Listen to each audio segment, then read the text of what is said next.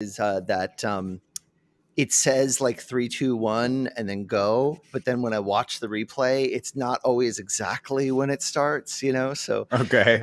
so I'm like, they're still figuring out like that we have to kind of like vamp our way into it. Welcome. Hello, Matthew Chavez. So great to have you here. For those of you tuning in, of course, you're listening to me, so you are tuning in. I'm Tony Bacigalupo. This is the Belongfulness Show. And I met Matthew Chavez twice, and they were both at Creative Mornings. Once last year, and once just a couple weeks ago. And I heard a little bit about what Matthew's been working on, and turns out I know about your work. Subway therapy, tons of colorful, beautiful Post-it notes, messages shared between strangers in public spaces. And you've since been working on Listening Lab, and I'm just going to read straight off of the website, if you do not mind. Amidst an epidemic of loneliness, heightened social division, and ongoing pandemic recovery, the imperative to establish connections and foster a sense of community has become more pressing than ever. At Listening Lab, our mission is to cultivate social good projects that fortify social infrastructure, enhance community well-being, and promote human flourishing by means of participatory art. Loving every syllable of that, Matthew. Thanks for coming to hang with me. Yeah, of course. Happy to be here. So we met at Creative Mornings. You were running the live stream. How did you end up hooking up with those crazy folks at Creative Mornings? Oh, man. So my friend Andy a while ago introduced me to Creative Mornings. And that was, oh my gosh, I bet that was like 4 or 5 years ago. And so I've been going, I've seen a ton of different talks. And then in 2020, they did an outdoor one when they started coming back to do the outdoor ones. They did them online too. I was there. They did this outdoor one at Fort Greene Park. And I showed up and there was a speaker and you could hear it, but like kind of from the back, you couldn't hear it as well. So I went up and I was like, hey, I have like a bunch of extra amplifiers and stuff. Do you, if you're going to do more of this public stuff, it's kind of like my jam and would be happy to record it, or maybe we could do something really weird and try a live stream out in the park. And they were like, yeah, let's do it. And I'd been pretty involved, but pre-pandemic, I was in the choir and we just really liked going, and was a really, I'm so passionate about Creative Mornings because they've been so fruitful for me as an artist and as a creator and as a person. I've made projects with people that I met through Creative Mornings. I've just done like so many different things in that organization.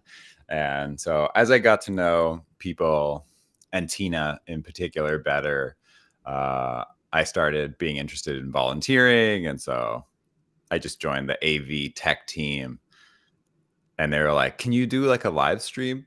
I was like, I don't know, but I can find out. so then just started helping out with that. And then, now I just help run the show every month. Just one of the many amazing things that you're involved in. So I am just so thrilled that we get a chance to chat. I hope we get to chat more. I'm really curious how you ended up where you are with these amazing projects. That paragraph that I just read out loud from the Listening Lab NYC website. Tell me a little bit about just your trajectory, a little bit of your life story. Where does this story begin? Okay, so the story begins in Gilroy, California. It's 1988, and my parents have me. It's great. So, let's see. Where does this story begin? Okay, so a good starting place that I usually go with for subway therapy, for these types of like belonging works or like community works, is In 2015, my bestie and I were living in Korea together. He was in an exchange program at Seoul National University for law school, and I was kind of floating around thinking about narrating audiobooks, substitute teaching. He was like, come to Korea and we can hang out and be there at the same time. I was like, great, sounds awesome. Great. And then we did that, and it was at the end of the year. I was kind of thinking about how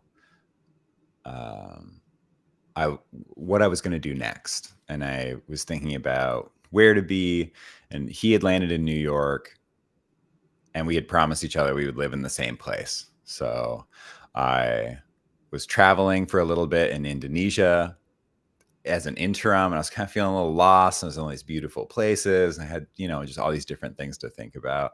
And then I ended up beefing it on a motorbike and like scraping up my foot really bad. I didn't break any bones, but there was like a lot of damage. So went to a hospital. They fixed it up a little bit, but not great. And then I didn't have any insurance in America, so I just went back to Korea to go to the hospital. And I was there for 3 weeks just fixing the foot. And I had a lot of time to think about pain and isolation and how people feel better about the stuff they feel bad about. And I ended up, that basically ended up being the underpinnings for all of my public works in New York. Before that, I was really interested in performance. Like I would busk on the street with my partner in Korea, which was really fun. She would play guitar and sing, and I would play bass, and then I liked playing guitar too. So I would play and sing, and I think there was just this element of wanting to engage with people out in public, not necessarily in a participatory. Well, definitely in a participatory way, but not necessarily as like an artistic performance or performance art, even though I really do love performance. So it's late 2015. My foot's still a little busted, but enough to walk on. And I'm like, I'm going to New York. Yeah. Very, very cliche. My parents are dropping me off. It's Christmas Day. My parents are dropping me off at the bus station or the BART station. And I've got a backpack, a luggage with not a rolly luggage, just like a luggage, and a guitar.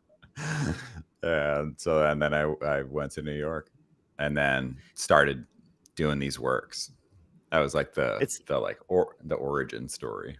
Like at some point, somebody could take a snapshot of you standing with your guitar and your luggage, and it's like that's like the cover of the poster of the Broadway show of your life in that moment. New York City. I was going to say I won't be so arrogant to think there'll be a Broadway show of me, but it would be. But if there was, funny. that would be a cool image. Yeah, my friend Brandon. Yeah. Go ahead. Tell me about Brandon. Tell me all about Brandon. My friend Brandon does a project called the Strangers Project, which is an amazing participatory art form. And he's also a kind of a savant at Chat GPT. So he'll put in things like, write me a screenplay about Matt Chavez from Subway Therapy and Brandon Doman from the Strangers Project. And there's a kaiju they're fighting. And it's so crazy. The stories that it pumps out are extraordinary. We're like 5 seconds away from being able to just ask some future version of this to like produce me a musical based on my life, and it just does the whole thing, and it's gonna make for lots of really bad shows and really fun projects. It's gonna be really and good. Very fun projects. And exactly. So okay, so you then land in New York. It's Christmas Day. And so I imagine that the Home Alone soundtrack is just playing in the background this entire time. and you're not sure what to do, so you just start whipping out post-it notes and Sharpies and just sticking them on the walls of the subways, and Not suddenly become quite yet. Not not quite quite yet. yet. So I first started with a project called New York Secret Keeper, where I had this little book of secrets, and I would set up at a table with 2 chairs in the subway, and I had a sign that said Secret Keeper, and people could come up and they could either sit with me and tell me a secret, or I would encourage them to write their secrets in this little book of secrets that I had. And then I was talking to somebody, and they were like, just telling me about how they didn't like their boyfriend's best friend, and they didn't like his ex-wife, and just kind of like complaining in general, but not really like writing a secret or doing like the secret thing. And they were like, this is great, this is like therapy. And I made a joke, I was like, I should wear a suit. And then about a week later I started wearing a suit, and then I did faux therapy sessions with people for the next 9 months. And that project I called Subway Therapy. So I had this sign that said Subway Therapy, and some wall art, and a fake certificate of achievement from the dollar store. And I just started talking to people, and it was awesome. I did that for about 9 months before anything with sticky notes was involved. It's basically like all the underpinnings, right? They're just, how do people feel Mm, better about the stuff they feel bad about?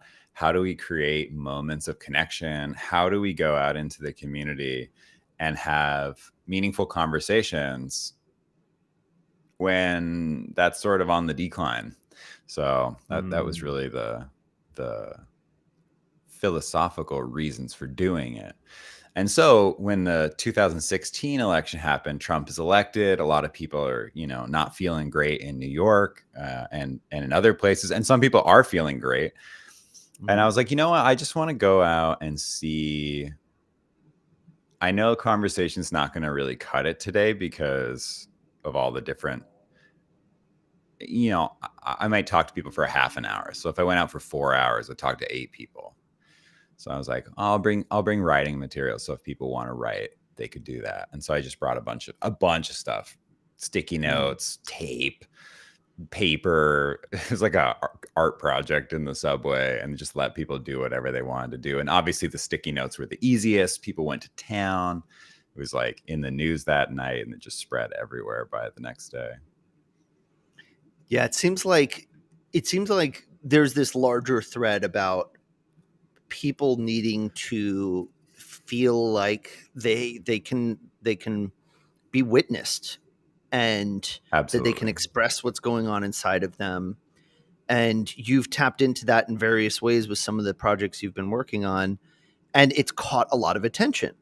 And in some Mm. cases that timing really, it like hits the media cycle. So post election, you tap into that, and there's just this huge response of, like, there's a lot of people who are having a lot of feelings right now, and they're not necessarily having their needs met when it comes to being able to have those thoughts and those feelings held by somebody.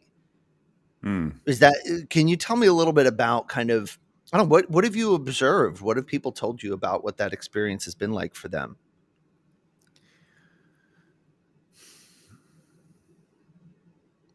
Being seen and heard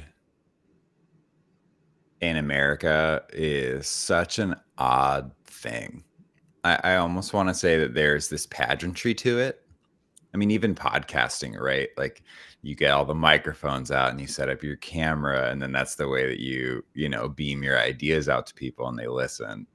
And there are all these different ways that people are doing it online and through social media.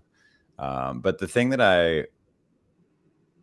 I think is sort of funny is that people will sit down with me while I'm doing something like Subway Therapy or the Secret Keeper project, or, lately I've been going out on the street to do interviews, and people will think that it's like the most unbelievable thing in the world that I'm just sitting out there talking to people. Like, it's a super novel, interesting, like, service slash, like a great idea. I'm like, yeah, just go talk to people, you know?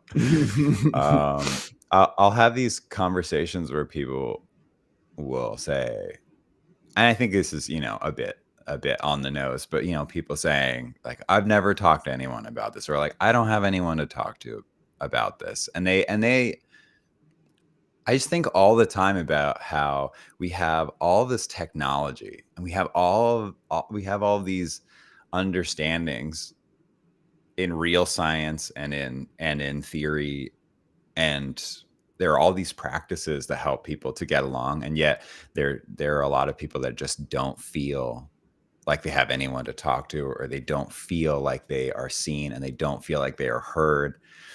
And there's one moment that stands out where this guy came up to me. This is when I was doing subway therapy, and proper with no sticky notes. And he goes, "Hey, I know you're not a therapist or whatever, but like I'm having a really hard time relating to my ex-wife, and I want to have a good relationship with my kid.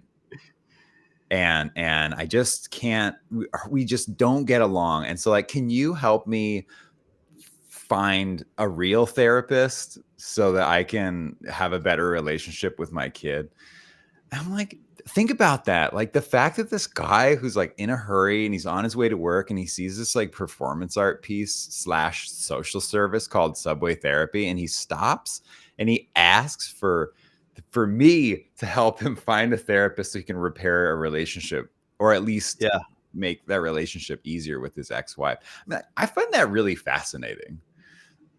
There's something really Yeah. interesting about that nods to the lack of availability, either mentally or physically or whatever, of like people just getting the things that they need. Yeah. Like it shouldn't, like he shouldn't feel like he's got to go to you for assistance with this.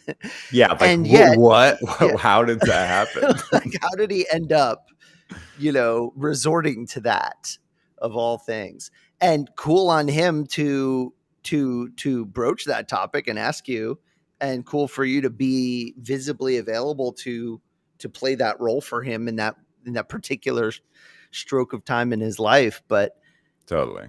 it speaks to something, and that's kind of what I want to understand better is what's missing and how do we replace it. And Oh I man, feel like what a heavy question. yeah. Well, okay, so you've got listening lab, you're doing some more structured programming, you work with partners. Tell me a little bit about kind of what you're doing in a more intentional way now. Sure. So I do all these works like subway therapy and with the sticky notes, and I still do sticky notes. We have I don't have the contract signed, but I have a really cool project that's coming up in October for Halloween, and I still do sticky notes. And I think that's a really meaningful, like, quick, get it out, express yourself based on a question thing. How does that work, And just for anybody who doesn't know what we're talking about? sure. So, okay. So the way that it's set up, you'll be on your way home to Manhattan from the cool community space that you work at in Brooklyn. And you're taking the L train, and you're transferring at 14th Street, 6th Avenue to the 123, where you're going to make your way north to uh, uh, the northwest corner of Manhattan. So as you're transferring, there's this long tunnel that you walk down that takes about a minute to get from the L train to the 123. And as you do that, you see that there's this table set up with sticky notes all over it. And there's like a whole wall on your left that's covered with like 3,000 sticky notes. And people have answered a question like, how have you changed in the last year? And there are all these different responses that people have written and posted them up in this public space. And there's maybe 10 or or 12 people that are standing around. There's a few people actively writing. There's somebody taking a picture. Someone's doing like a Instagram story video talking about, look what I found. And that's what it feels like for subway therapy, that you just kind of like walk into this liminal space, let's call it, that's this bright spot in your commute that you don't expect. So that's how people like end up doing that project, is it's just something that you discover on the way. Is there now, are you sitting there monitoring, or is somebody there kind of making sure it doesn't get vandalized, that kind of thing? I used to, and then now I like to just kind of sit off to the side, or I'll just leave it for a while. I really, when you gatekeep, Yeah. and for me as like a white dude, if I am sitting next to the table, people will ask me for permission, and I don't really like Huh. that. I would Yeah. much rather somebody walk by and just know, based on looking at it and seeing like 2,000 other people that did it. And people, usually there's always somebody doing it. So people can kind of get the idea that it's okay. And then I love it when people give themselves permission to participate in something that's meaningful for them. I think it's more meaningful when people do that than when I'm like, yeah, you can do it, go for it. Because even if Yeah. I'm really soft about it, I'm still giving permission. And I think Yeah. people should be giving themselves permission to do more of these things. I completely agree. I feel like that's something that maybe needs to be learned, Mm, that people can give themselves permission to pick up the pen, grab a post it, and just contribute their thing to the wall, or do whatever it is. totally. Same with busking or doing stuff on the street. I had kind of like a life shifting moment a few years ago. I was in a big transition in my life when I went to MoMA on like the Friday afternoon when it's free, and I Mm, wanted to go see some art and be inspired. And then the line was super long, and I was like kind of feeling bummed that I was running behind, and I didn't think I was going to be able to get in. And then I saw this woman with a little table with mm. her own art outside of the MoMA, and I just kind of noticed, like, oh, here's an actual artist who's alive right now. Yeah. And she was just kind of like hunched over with her like brush in her hand, and I was looking at her Yeah. art, and and I wanted to buy something, and so but she was really hunched over like this. And then I said, like, hi, excuse me. And she's like, oh, she had fallen aslead Oh right in my the middle gosh. of making art on the street. And she said, thank you for not like stealing my stuff. And I was like, yeah, of course, Hmm. cool. And we Yeah. ended up talking for like an hour. And I was very curious about like, how do you do this, that you sell art on the street? And she's like, I just do it. I was a lawyer for a long time, and then I decided I want to do this, and I do this all the time, and I love it. And I said, okay, well, how do you do it? Like, how do you? And she's like, you can get a certificate of authority from the state, so you can legally sell stuff on the street. It's totally free. You just fill out some paperwork, and Mm, you can literally just put a table somewhere and set up shop. And there's a few hmm. places where you can't do it, but pretty much in all of New York City, and I imagine in most of the world, you can literally just set up a table somewhere and do your thing, and it's legal. It's nobody will stop you. And that Yeah. blew my mind. It's really cool. I don't necessarily think I wouldn't tell everyone to do it for a variety of different reasons, I'm sure. Yeah. but it is such an engaging thing to do, and it's also like a really, really critical thing to do for our society. So, if people have the temperament to do it and they can do it, I think they should, in some way, engage in their neighborhood or their community, or like have a barbecue or do something small. And then, if you really have the fortitude and the personality, go do public projects and, be out there doing your art with other people around. I think it's a good thing. So one of the things that I'm really interested in is this idea of kind of reweaving our social fabric, helping Mm, people to feel more connected to where they live, to their neighborhoods, to their cities, to their neighbors, those kinds of things. And I think that one of the things I'm finding is that there's just a lot of apathy. There's a lot of numbness. There's a lot of, yeah, I wish this was better, but I don't really know what to do about it, or I don't have the energy. And I feel like some publicly visible interventions, some projects, some art projects kind of help shake people out of that malaise. And I would love to see people, not everybody, as you say, but one person per town do some kind of an interesting publicly visible project that kind of shakes people out of their malaise. So what would you recommend? Like if I wanted to do something to kind of activate my neighborhood, not in big city New York, but maybe in a smaller city or something like that. Like sure. what should I do? So I'm gonna answer your question in two parts because I Great. want to get back to your question about like what I'm up to now, which I think is Yeah, great. related to what Good, because people I can yeah, do. yeah. So we what I would say is that if anybody's interested in this type of work or doing it or anything like that, I would get connected with people who do it.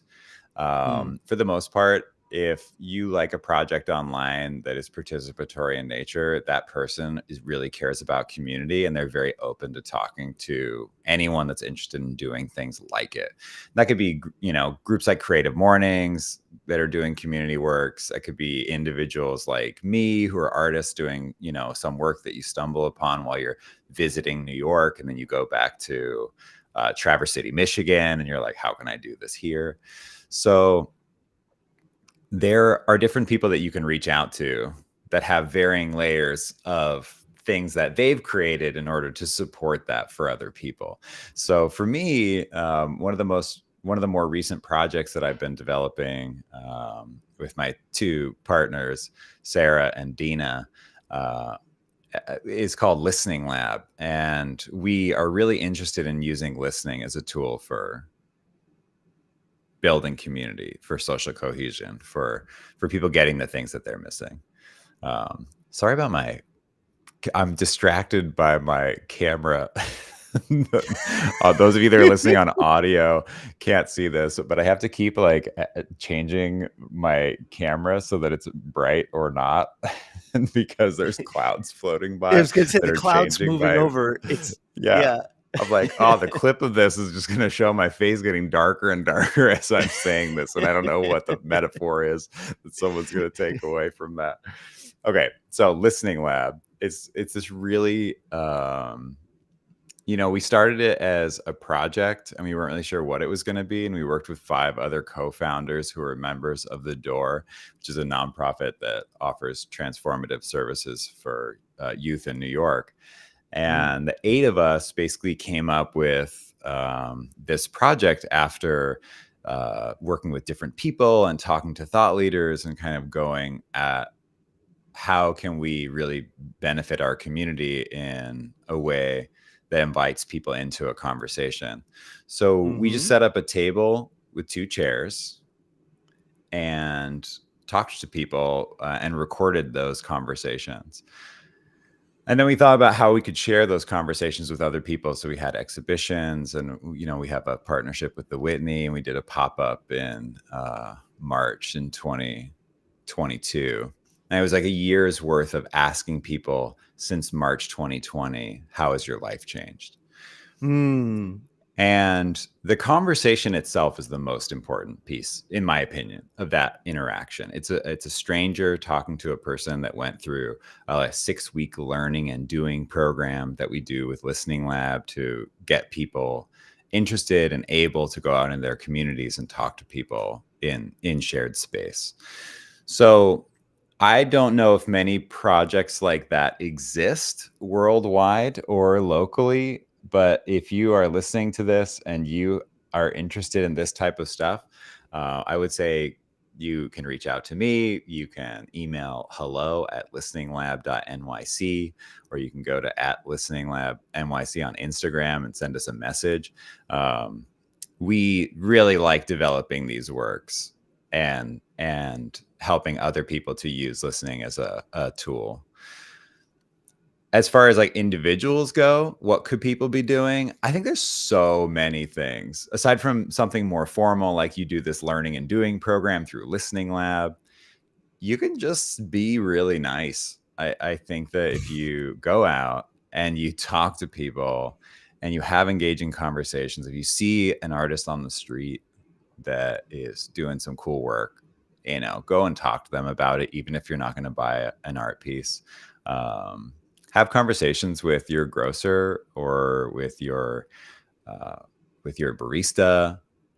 If you're in New York, there's a great small business and local retail guide called Locavore Guide that just launched. A friend of mine made, and it's just a great way for you to shop locally. And when you do that, and if you do it regularly enough, you start building your community. And so, as a first step, I would say people should definitely do that.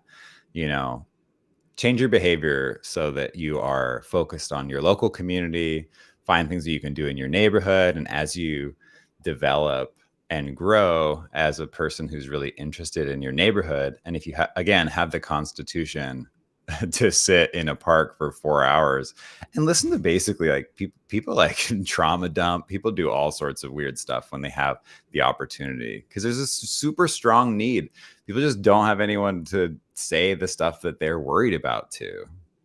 And so like when you have the opportunity, it happens. So we address it in uh a variety of different ways.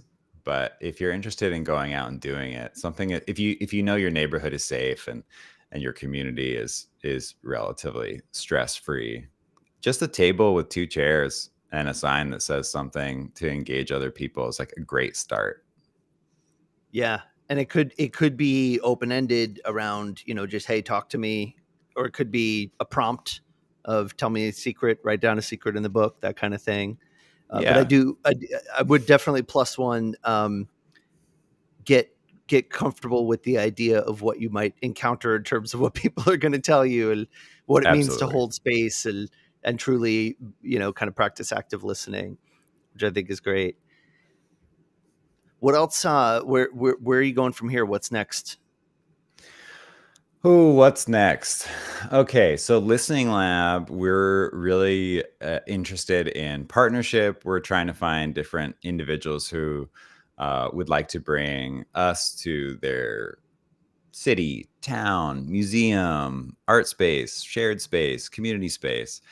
We really, really enjoy helping people develop these types of works and programs. So if you're that's what's next. Hopefully a whole bunch of different projects that help us as a society to be more connected. And so we love doing that. And then as an individual, I really love production. I'm doing a mediocre job of it with this lighting thing with my camera, but I love live stream production. I help groups like Creative Mornings and other groups with live streaming. So that's kind of been my jam. There's an event coming up called the Marketplace of the Future on September 22nd. So I'm going to be helping produce that event. And I just, I love working on projects that bring people together or that are around a topic. And so the Marketplace of the Future is all about climate and one of the last events of Climate Week. So yeah, the what's next, hopefully doing more conversations like this. And I'm developing a TikTok, which I haven't done, but I'm interested in. So I'll be developing at maybe Matt Chavez as a handle. So I'm kind of excited about that. And we'll see what comes out of that exploration. I'm basically doing street interviews, which I think is kind of hot right now on content on TikTok and other platforms. So I was like, yeah, I'll try it out and do it. And then I generally don't post myself doing stuff like that, but I just thought it would be fun. Yeah, I'm very curious because I'm still kind of getting started with this, and I feel like my experience building a like well known brand on social media is from a decidedly pre TikTok era. And so I'm Hmm. curious about exploring what the kind of authentic and valuable ways of kind of interacting with people now in this day and age. And even just hearing you say like street interviews, things like that, it's probably good fodder for experimentation, seeing what people respond to. Yeah. So I dig that. I I also think that, aside from going out and setting up a table in a public space, which can be really, really involved, you can also just share your ideas with other people in a way that's meaningful. So whether it's on TikTok or Instagram or other social media, I think that that is something that helps people, assuming that it doesn't become something that you're really, really absorbed by in a way that makes you like super conscious of yourself in an existential crisis kind of way. I think that it's a good thing. It's not when you watch yourself speak online and you watch how people are engaging with you, if your interest is like, how can I have more and more meaningful connections with people and develop a community as opposed to an audience, I think Mm. that is a really good thing, and there's not that many downsides to people doing that. There is a big gap. I feel like we're using the word community when a lot of times we mean audience. How do Totally. you define the difference between the two?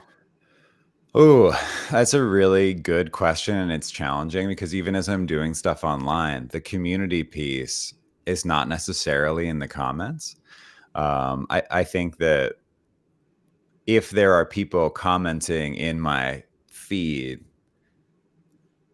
they could be people in my community, and that's why they comment, because they're someone I know, they're someone that loves the work, they've gone to different shows, they've shown up at a showcase, I've like had 2 or 3 touch points with them. I like, oh, I used to come and like my commute was between the L train and the 123 at 4236 Avenue. Like I used to see you all the time, and like we talked one time, and I'm like, oh man, I don't remember that, but like that's really cool, and like I'm excited that you're that person's part of the community, right?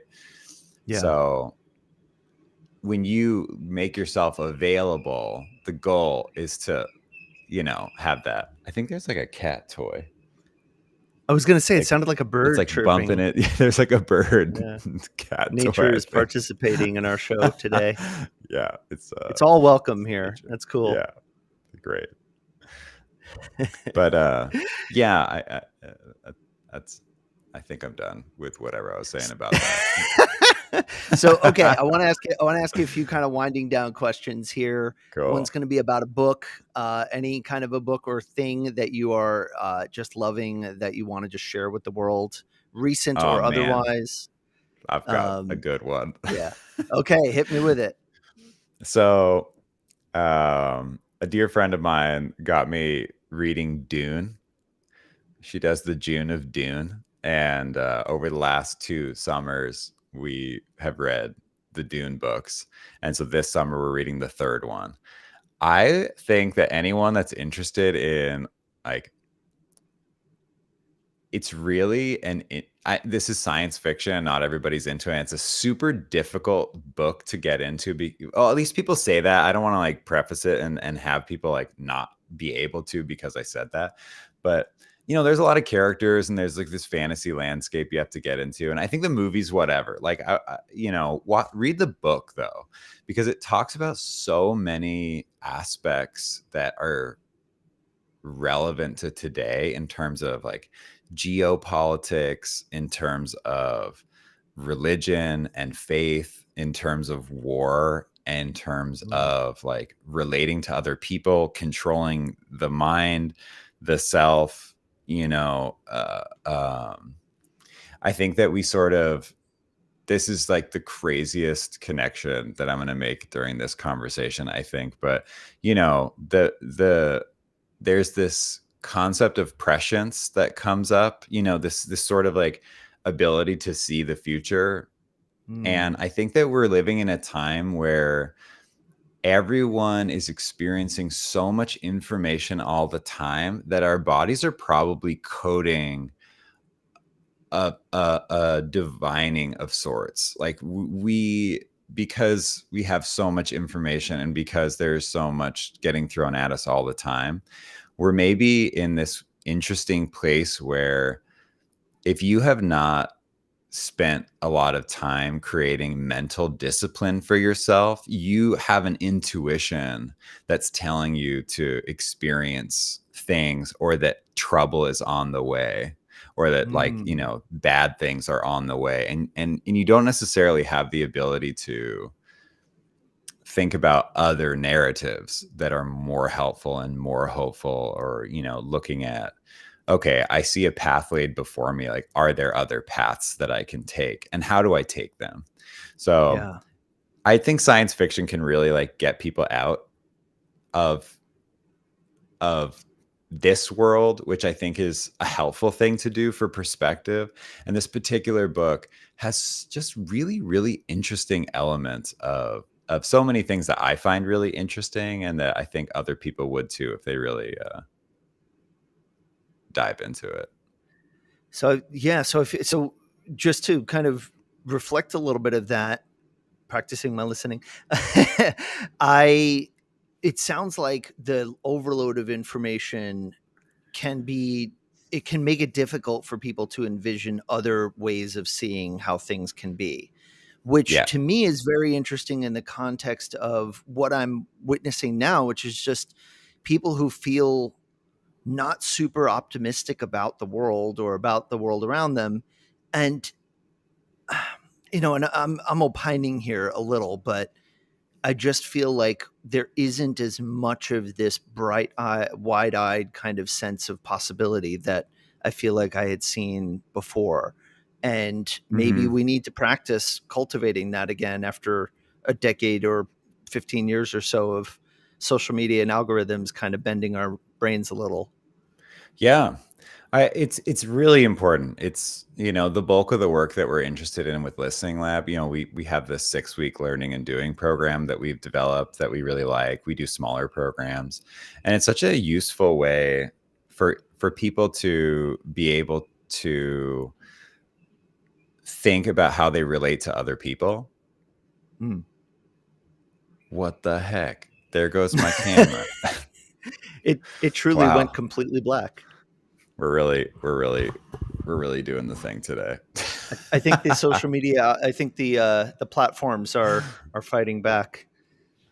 Let's see what we got here. There we They're go. fighting back. They can hear me. Yeah, So it's like, I lost the trade. it's okay. There are different ways that people can learn how to fight the internal dialogue and monologue that says that the world is not good and it's not moving Mm, in a good direction and that there's nothing that you can do.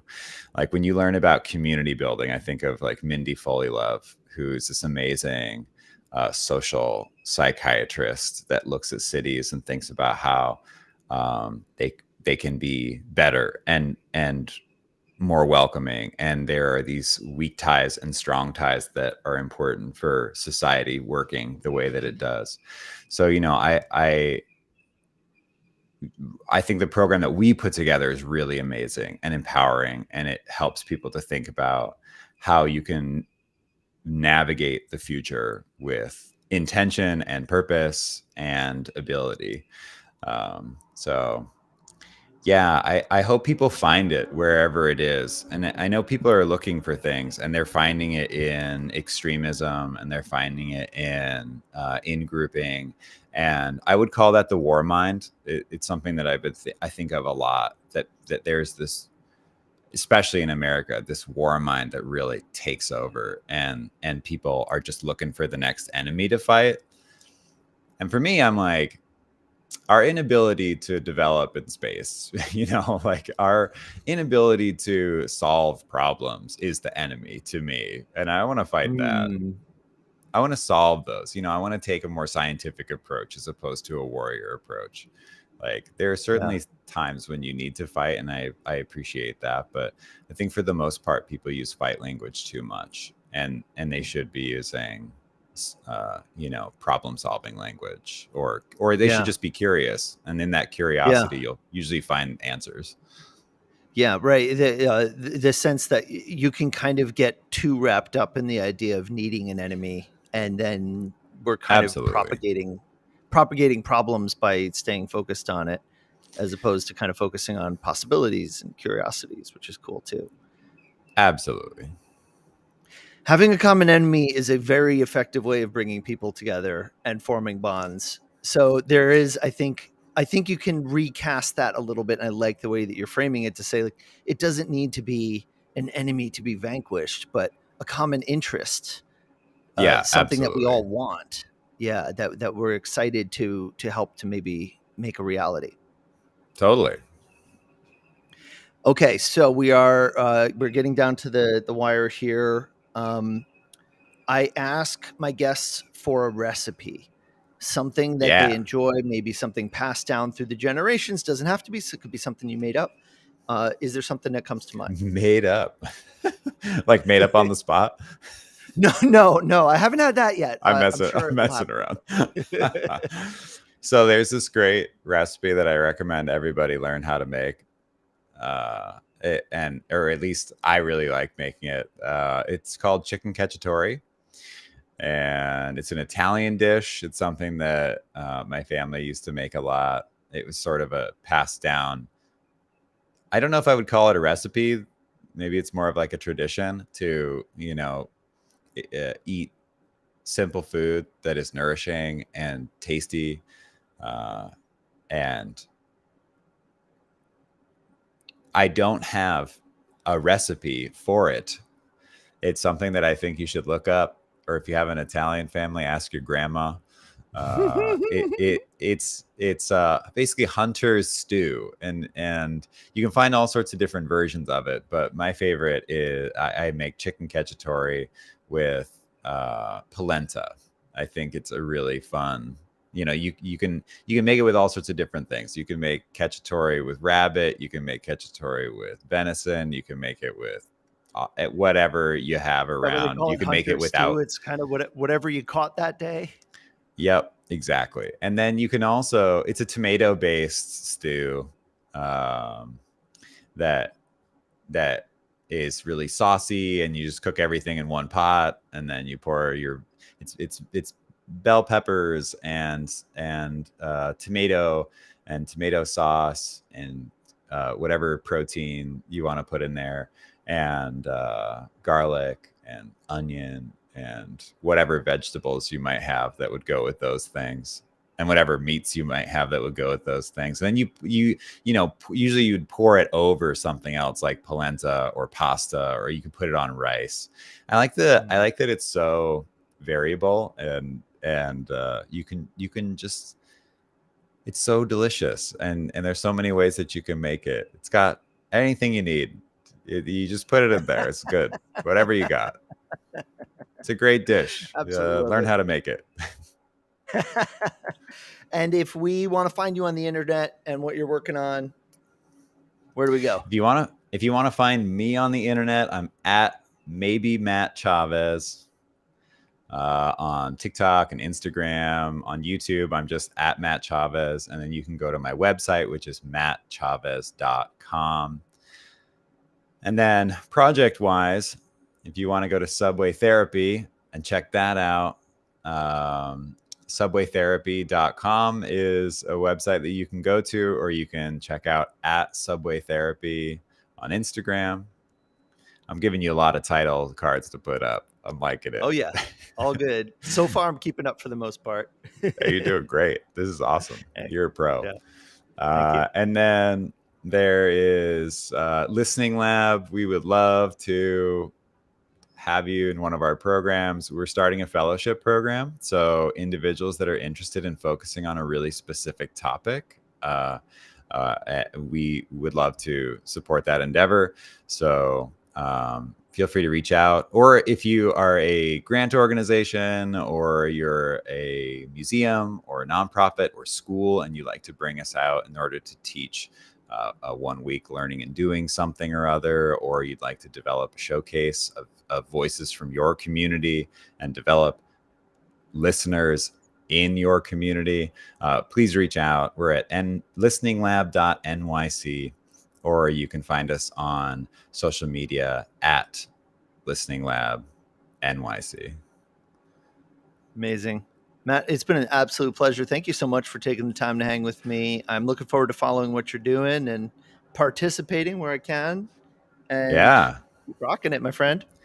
Yeah, I'm excited to see you at Creative Mornings. Are you going to the one on September 22nd? Yeah, I'm gonna go to every single one I can. So I should be there. Yeah. The one on September 22nd is the one on September 22nd is going to be awesome. I'll throw that out there too. If anyone is in New York or anywhere else, see if you have a chapter of Creative Mornings near you, because they are a fantastic organization. You can just Google Creative Mornings; it'll pop up for sure.